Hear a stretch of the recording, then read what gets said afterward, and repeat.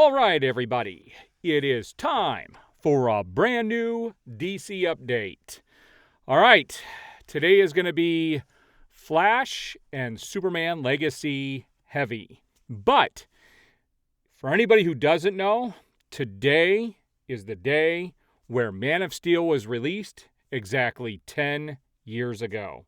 I remember exactly where I was, what theater I was at, and I remember my reaction. My review came over on my Facebook page today. This is back when I was doing just movie reviews on my Facebook page. And my review pretty much hasn't changed much. If anything, my review for that movie has gone up in score. I like it a lot more today than the day I saw it.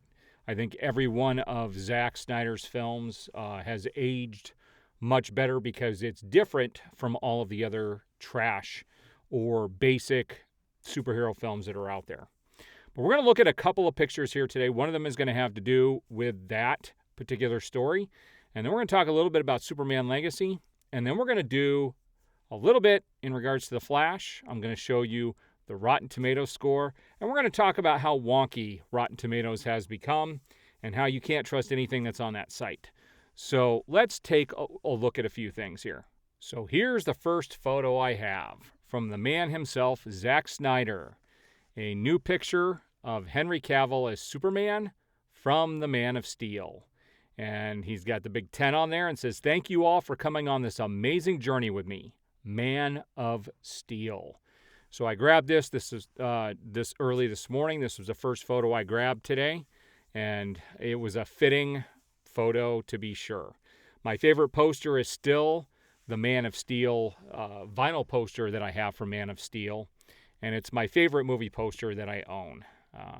Outside of that would be my Indiana Jones posters, but there's something special about that vinyl Superman poster that I have. Now, this is something that makes me a little nervous. It says Superman Legacy will look like nothing before. Superman Legacy will have an aesthetic that hasn't existed before. This is one of those things, I think a lot of directors, and people are going to say that Zack Snyder did this too, but there are lots of film directors out there who will put like a yellow tint to their lens or a blue tint, and that's what Zack does, is he kind of ups I think he ups the contrast and ups the blue. And then you have these people who make things look somewhat hazy in the background. And they're saying that Superman Legacy is going to have a whole different aesthetic. And man alive, they could absolutely destroy this movie out of the gate if they don't get this right.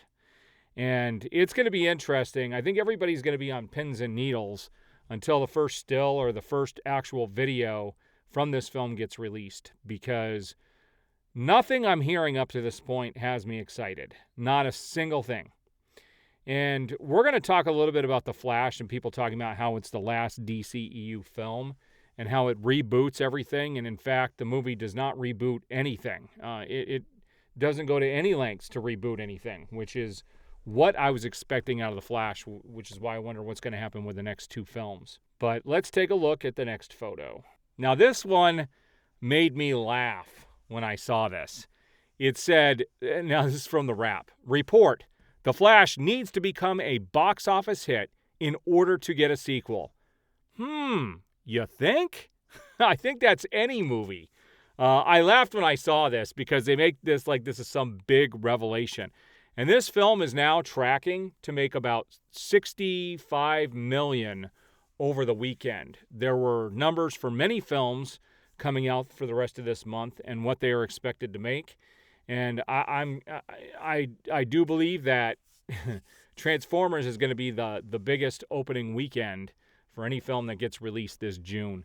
Everything else is looking like it is going to do nowhere near as well in the box office. And The Flash is expected to make about $65 million domestically, which would be a huge failure, would be less than what Black Adam made in its first weekend, and it never usually gets better from there. And so, it is definitely going to be interesting to track this movie this weekend. I will be seeing it tomorrow, so my new review for the film will be out as soon as I get back. and I'll be giving my thoughts on the film at that stage. All right, so this brings us to the last part of the video today, and we're actually going to head over to Rotten Tomatoes here in a minute. But what's funny is this is from the official Flash page on Facebook. They're showing that the audience score is 95% as of 6/13/23. And I laugh. This is over 50 verified reviews. And I have a question of what they consider to be verified reviews, because I'm on there as a user. And, you know, if I was one of those 50 when I put my thing in, it didn't change the percentage at all because I gave it 2.5 out of 5 stars. This movie is extremely flawed, people. This is the most overhyped movie I have ever seen in my lifetime, without question. So the first thing I want you guys to notice when we come here to Rotten Tomatoes is the Flash is going lower with critics. It used to be 72%, now it's 69%. Well, let's see what the audience says. Amazingly, the audience score has not changed since yesterday. It is at 95%. Now, this is pretty high. Now, it says from 50 verified scores. So let's see what happens. All right, so here's where things get interesting. And they're making Rotten Tomatoes more complicated. And what they're going to promote is whatever they think is going to be the best. I have never seen them promote the audience score when showing a film score. It's always the audience score, and it is going down. It is definitely going down. Top critics, and this is why they have these different categories. So top critics is only at 51%, only half like this film.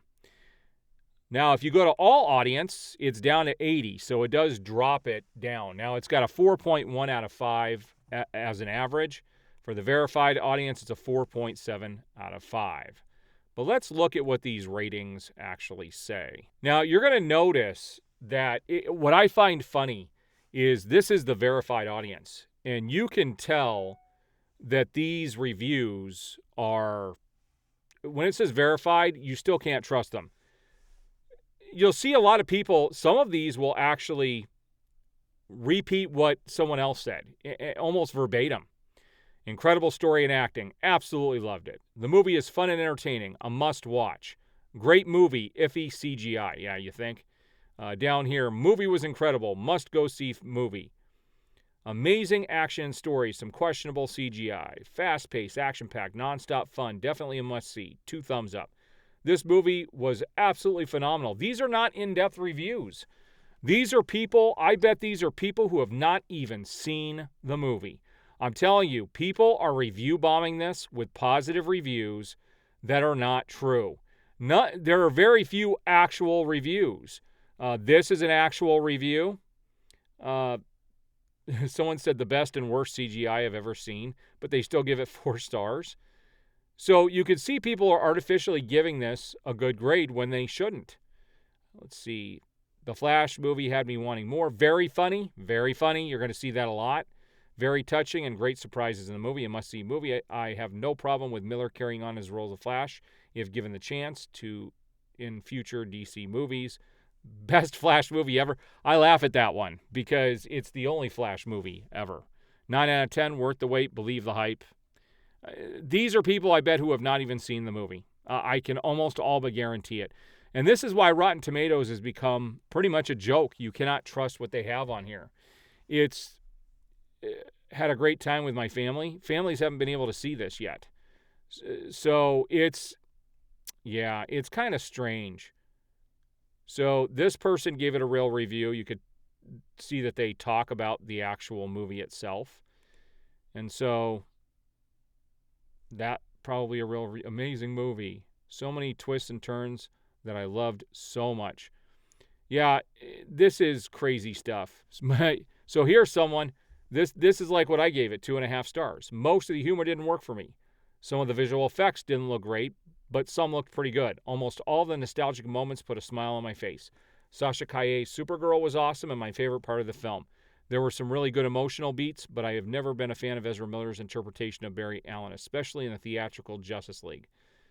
Miller's a good actor, but I'm not vibing with the actor or studio's character choices. That's not really movie quality issue. It's one on a personal preference, and to me, the character isn't likable. And if you're the main character, yeah, He wasn't likable because half of his performance was annoying as all get out. People type in all caps. Best movie I've ever seen, right. Best DC movie by far. These are fake reviews, people. I'm telling you, these are fake reviews. Nobody comes on here to just say that. If you're a verified person, you're actually doing a movie review, you're going to say something about it. And if you see my reviews on this film, here's what I said for The Flash. I said the movie is a straight-up comedy. It is also a bastardization of the Flashpoint storyline. The last scene with Ben Affleck as Batman was stupid silly. Not the way I wanted to see his last time on screen. The introduction with Michael Keaton is also silly. There is just too much humor in the movie. The third act was just thrown together. It seems superficial. The CGI is also not blockbuster-level stuff. It's done on a budget. So even though the story had a theme, the execution was poor. Andy did a great job directing, though. The best thing in the film is a fight sequence with Michael Keaton where we get to see him do stuff we wish we could have seen back in '89. All in all, it was a letdown. The hype behind the film was completely manufactured by the studio in an attempt to stop the bleeding. So all in all, The Flash is everything about this movie, everything has been manufactured. It is very clear that the studio is very worried that they're going to have another failure, which they are. It is just not going to make the money that they expected. And it's kind of sad to see. And you're going to have people come out, and I'm already telling you what's going to happen. People are going to come out and say people have just completely lost faith in what Zack Snyder started, and that's why these movies didn't do so well. That is not what happened. You could see that the performance, and I'm going to explain a few things here. I will tell you that Black Adam was where things were going to start to get better. Every film after Aquaman leading up to Black Adam just got worse and worse and worse. And then Black Adam came in, made a decent amount of money. And by the time the video sales came out, it had made a profit. It did. So it wasn't the bomb everybody said it was. What was really a bomb, an atomic bomb, was Suicide Squad. The James Gunn Suicide Squad. That movie bombed big time. And you can always see how well a movie does by the actual video sales when it gets released on video and nobody bought it. That is a huge indicator. So it doesn't matter what the scores on Rotten Tomatoes say. Okay, people are still going to look at that, and I'll still show it, but you can see that those reviews are manufactured. They just are. It's hilarious to see. And everything leading up to Black Adam, as soon as Aquaman came out, it was right after that where they started making all the changes to the slate and were changing everything around and switching everything up, and everybody got irritated because we all expected to see certain things, and then the studio just threw up their arms and changed everything. And so everything got weaker and weaker and weaker and weaker, and then Black Adam came out, and hey, people started to wake up and go to the theater again. And then you had the announcement within a month of that getting released that Cavill was gone, which ticked off a lot of people. And then the several films since then, they're not doing well, and they're not going to do well. And I don't think that Blue Beetle is going to make as much as people expect, and I certainly think Aquaman is going to be a failure as well. I'm just predicting those to be failures.